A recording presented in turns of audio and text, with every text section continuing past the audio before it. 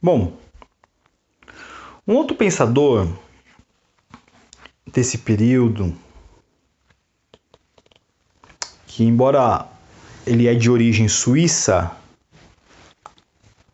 ele é da Suíça, aliás, ele vai ter o desdobramento da sua filosofia e o impacto, vamos dizer assim, mais forte na França. E também é considerado o precursor da Revolução Francesa.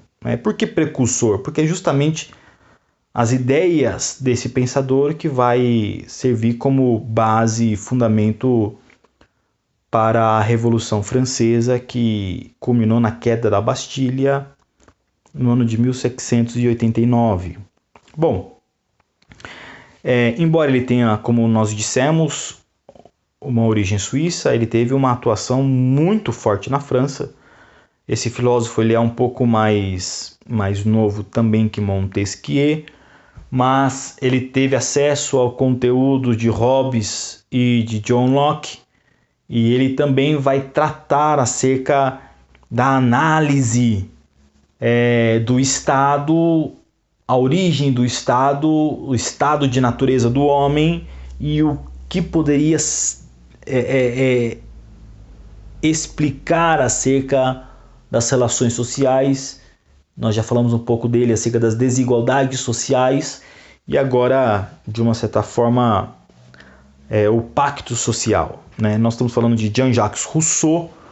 Ele nasceu no ano de 1712 e morreu no ano de 1778, portanto toda sua vida foi ao longo do século XVIII. Ele também é considerado um pensador contratualista ao lado de Hobbes e John Locke. Rousseau, em sua obra O Discurso sobre a Origem da Desigualdade entre os Homens, ele vai glorificar os valores da vida natural.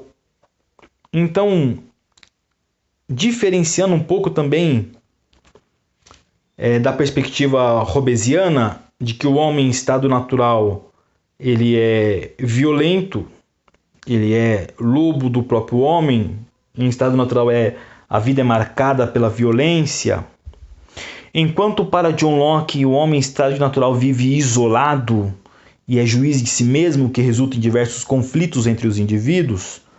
Para Jean-Jacques Rousseau, a vida natural é justamente o que ele chama de uma vida em liberdade. Ele exalta essa liberdade do homem em vida de natural, que ele chama de bom selvagem. Então o homem em estado de natural seria bom. O homem em vida de natural seria bom. E ele vai glorificar os valores dessa vida natural do homem e vai atacar a corrupção, a avareza e os vícios da sociedade civilizada. Então aqui o papel e a visão que ele tem acerca do homem é um pouco diferente de John Locke e de Hobbes, que falam que a vida em sociedade é o resultado da intervenção do Estado, que para um garante a paz e a segurança e para outro garante as liberdades naturais e o direito à propriedade privada. Para Rousseau é justamente a sociedade que corrompe o homem, que torna o homem corrupto, avarento e que dá ao homem todo e qualquer tipo de vício. É a vida civilizada em sociedade que corrompe o homem e ele deixa de ser bom e ele passa a ser mal justamente pela vida na sociedade. Então, Jean-Jacques Rousseau ele exalta a liberdade que o bom selvagem teria desfrutado na pureza do seu estado natural, enquanto o homem natural, e ele se contrapõe à falsidade e ao artificialismo da vida civilizada. Isso no livro O Discurso sobre a Origem da Desigualdade entre os Homens, ele difere radicalmente, então, também daquela perspectiva de Aristóteles, onde o homem Ele é um ser social por natureza e ele nasceu para viver em sociedade, ele nasceu justamente para existir em sociedade. Então a polis, a cidade, é o resultado então dessa sociabilização natural do homem. O homem tende naturalmente a essa vida em sociedade. Já para Rousseau, há uma ruptura radical desse pensamento, porque o homem em estado de natureza, o homem é bom. Pelo contrário, o homem na cidade, o homem civilizado, o homem na polis, o homem é corrupto, é avarento e é alvo de todos e qualquer tipo de vícios, né? Já na obra do Contrato Social, uma outra obra fantástica também de Jean-Jacques Rousseau, e vale lembrar que se você quer ler um livro de fácil leitura de um filósofo, esse livro de Jean-Jacques Rousseau, tanto o discurso sobre a origem e os fundamentos da desigualdade entre os homens, tanto quanto do Contrato Social, são livros de fácil leitura e de fácil aprendizado. É um livro fantástico de ter contato com ele, né? Nessa última obra do Contrato Social, Rousseau ele foi mais além, né? Ele foi um pouco mais além. Ele procurou, de uma certa forma, investigar não somente a origem do poder político e a existência ou não de uma justificativa válida para os indivíduos, originalmente livres, terem de uma certa forma submetido a sua liberdade ao poder político do Estado, mas também a condição necessária para que o poder político seja legítimo, né? Então vou repetir, muito mais do que ele vai procurar investigar não somente a origem do poder político e a existência ou não de uma justificativa que validasse, né, o porquê que o homem em estado de natureza originariamente livres se submeteu ao poder, né, submeteu sua liberdade ao poder político do Estado, mas também ele vai procurar analisar quais foram as condições necessárias para que o poder político fosse legítimo de uma certa forma. Então, nas palavras do próprio Rousseau, na página 37 do livro do Contrato Social, ele vai falar o seguinte, tem um parágrafo lá. O homem nasceu livre e, não obstante, está acorrentado em toda parte. Ou seja, o homem é livre em estado de natureza. A sociedade é o que escraviza o homem, né? Julga-se senhor dos demais seres sem deixar de ser tão escravo como eles. Como se tem realizado essa mutação? Ignoro. Que pode legitimá-la?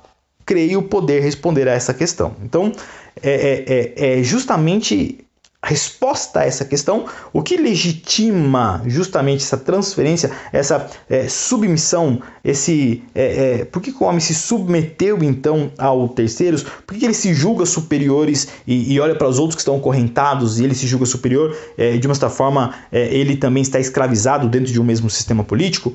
É isso que vai incomodar Rousseau e vai fazer com que ele procure dar respostas a esses questionamentos. Então, Rousseau ele defende a tese de que o único fundamento legítimo do poder político seria o pacto social.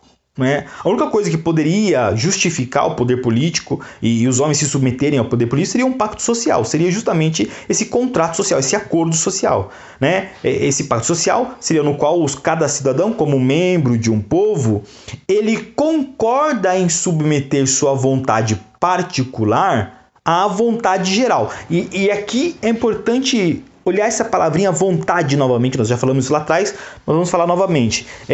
Para Rousseau, o homem, então, ele é governado pela sua vontade, certo? Vontade particular. E a vontade não é um elemento próprio do estado de natureza, mas é um elemento da razão para Rousseau. Então, é a vontade que governa o homem, né? Então, dentro dessa perspectiva, o pacto social seria justamente um acordo onde cada cidadão de um povo, como membro de um povo, né, cada cidadão, ele concorda em submeter a sua vontade particular à vontade geral. Ou seja, o Estado é o resultado, então, da vontade geral do povo. Ele governa sob a vontade geral do povo. Ele deve estabelecer leis segundo a vontade geral do povo. Né? Ou seja, isso significa que cada indivíduo, como cidadão, somente deve obediência ao poder político se esse poder representar a vontade geral do povo qual pertence. E aqui é um ponto fundamental da reflexão política de Rousseau. Por quê? Porque a obediência ao Estado deveria estar condicionada que esse Estado, o poder do Estado, governe segundo a vontade geral do qual o povo pertence. Se o Estado não governar segundo a vontade geral, tendo em vista a vontade geral, né, seria justamente legítimo também com que o povo se levantasse e se revoltasse, se rebelasse contra esse Estado. Por quê? O compromisso do Estado deveria ser, então, com a vontade geral. É por isso que ele é chamado como precursor da Revolução Francesa, no qual os cidadãos, pequenos burgueses e os camponeses queriam que o soberano governasse para todos e não apenas para uma elite, tendo em vista seus próprios interesses. E é justamente esse governar do todo, segundo a vontade geral de todos, que exige do poder político francês que ele então abre a mão do governo, né, que ele abdique o trono e eles montem então um parlamento, uma assembleia que possa governar de acordo com a vontade geral de todos, né? É justamente essa insurgência contra o poder político, a monarquia absolutista francesa, porque o imperador, o rei, não governava de acordo com a vontade geral, que levou a uma revolta popular, a eles então se rebelarem contra o monarca da França, dando origem à Revolução Francesa. Ou seja, o compromisso então de cada cidadão é com o seu povo e somente o povo é a fonte legítima da soberania do Estado. Ou seja, o que legitima o poder do Estado é o povo. E o compromisso de cada cidadão de um Estado é com o seu povo. E o poder político deveria, então, representar a vontade geral do povo. E quando esse Estado, então, não governa atendendo à vontade geral do povo, esse Estado não é legítimo e ele deve ser tirado, deve ser derrubado. É isso que fundamentou, é isso que alimentou os anseios, né, revolucionários franceses. Essencialmente, Rousseau, em um livro do Contrato Social, ele define o pacto social nos seguintes termos, né, na palavra de Rousseau: cada um de nós põe sua pessoa e poder sob uma suprema direção da vontade geral e recebe ainda cada membro como parte indivisível do todo. Ou seja, cada cidadão então passa a assumir obrigações em relação à comunidade política sem estar submetido à vontade particular de uma única pessoa. Ou seja, unindo-se a todos, só deve obedecer às leis que, por sua vez, devem exprimir a vontade geral. Então, cada cidadão, que é membro do povo, né, dessa comunidade do povo, que faz parte desse Estado, só deve obedecer às leis se as leis exprimirem a vontade geral, forem segundo a vontade geral. Desse modo, respeitar as leis é o mesmo que obedecer à vontade geral e, ao mesmo tempo, é respeitar a si mesmo, sua própria vontade como cidadão, cujo interesse deve ser o bem comum. E aqui, então, o cidadão, ele é justamente membro de um povo que tem como objetivo, como interesse, o bem comum. E ele então vai respeitar as leis porque a lei representa a vontade geral.